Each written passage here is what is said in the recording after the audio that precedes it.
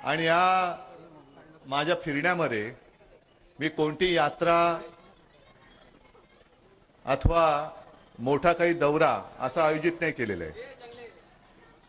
मी या माझ्या कार्यक्रमाला कुटुंब संवाद असं मी म्हणतोय। कुटुंब संवाद, तुम्ही माझे कुटुंबीय आहात आणि त्या कुटुंबियांना भेटण्यासाठी मी आलेलो आहे। एक 2 दिवसापूर्वी रायगडमध्ये होतो, कालपासून सिंधुदुर्गाचा म्हणजे या मतदारसंघाचा दौरा सुरू केला। करता करता आज तुमच्याकडे आलो, याच्यानंतर पुढे चिपळूणमध्ये जायचंय। आणि साहजिकच आहे, मध्ये मध्ये जे काही दगडधोंडे येत आहेत त्या दगडधोंड्यांना ओलांडून तर जावंच लागतंय। तुम्हाला भेटण्यापूर्वी मी राजनच्या मतदारसंघात होतो आणि राजनच्या मतदारसंघातून या मतदारसंघात आलोय। म्हणजे एका निष्ठावंताची पाठ थोपटायला आणि गद्दाराच्या पेकाटात लाथ मारायला आलेलो आहे। नाही, 50 खोके तर घेतलेच, आता किती खोके, आगडबंब खोके म्हणजे त्याच्या इमारती होतील एवढे खोके गिळतायत। तरी थांबा जरा, तुम्ही भाषण करण्याच्या आधी थोडं मला बोलू द्या, मग तुम्ही गेल्यानंतर भाषण करा। हे सगळे उद्योग तुम्हाला माहिती आहेत, उद्योग मंत्र्यांचे उद्योग नसते उद्योग। तसं पाहिलं तर हे म्हणे बाळासाहेबांचे विचार घेऊन पुढे चाललेत। अरे तुम्ही शिवसेनेमध्ये आलातच 2014ला, म्हणजे जेव्हा बाळासाहेब होते तेव्हा तुम्ही आमच्या विरुद्ध आमच्याशी लढत होतात,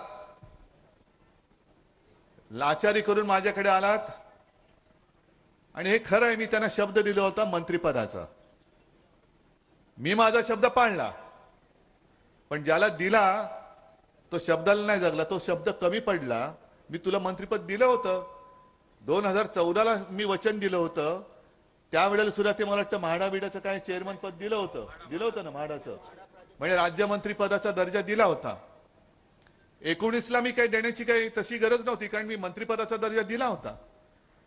पण आम्ही बाळासाहेबांचे पुत्र, शब्दाचे पक्के, त्यांना बोलून सांगितलं की शब्द दिला होता, तुम्ही विसरला असाल, मी नाही विसरणार, मी विसरलो नाही, जा आणि मंत्रिपदाची शपथ घ्या।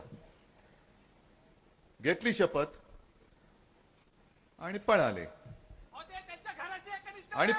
नाही, तो त्यांचा विषय, तो त्यांचा विषय।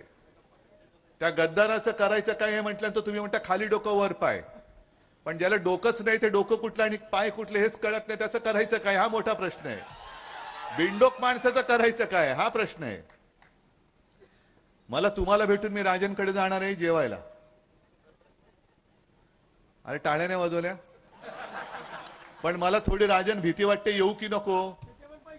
कारण मी येण्यापूर्वी ऑनलाईन बातम्या वाचतो, तुम्ही जेवणाला आमच्यासाठी काय मेनू केले ते पण ऑनलाईन आलेलं आहे, आलंय ना, वाचलं ना, पुरणपोळी, मोदक, हे ते। आता आम्ही गेल्यानंतर पुन्हा त्याचा खर्च मांडायला ते नालायक अधिकारी तुमच्याकडे आले तर माझी जबाबदारी नाही।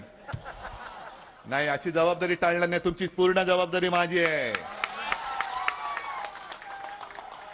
पण नीच माणसं कशी असतात हे राजांनी मला दिले। त्यांच्या घरी ते कुठे हे ठेवा, त्यांच्या घरी आल्यानंतर, कारण अडकवायचं नाही याला, मग ती मालमत्ता किती, म्हणजे तुमचा लोकप्रतिनिधी किती भ्रष्ट आहे, त्या भ्रष्टपणामध्ये त्यांनी जी किमती लावलेल्या आहेत, लाकडी चेअर व बाळासाहेबांचा फोटो, म्हणजे बाळासाहेबांची जी खुर्ची, ज्या खुर्चीने कुठे, हा फोटो इकडे आहे, ही बाळासाहेबांची खुर्ची, त्याच्यात बाळासाहेबांचा फोटो आहे।